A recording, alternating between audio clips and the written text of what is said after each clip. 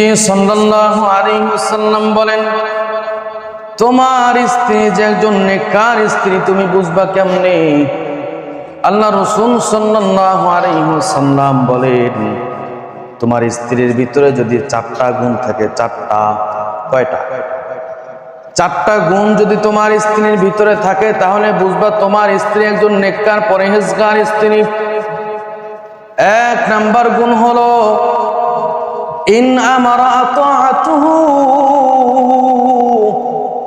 আল্লাহ রাসূল সাল্লাল্লাহু আলাইহি ওয়াসাল্লাম বলেন, স্বামী যখন স্ত্রীকে শরীয়ত সম্মত কোনো হুকুম করে, আদেশ করে, আবার বলছি, স্বামী যদি স্ত্রীকে কোনো শরীয়ত সম্মত হুকুম করে, স্ত্রী তা সঙ্গে সঙ্গে পালন করার চেষ্টা করে।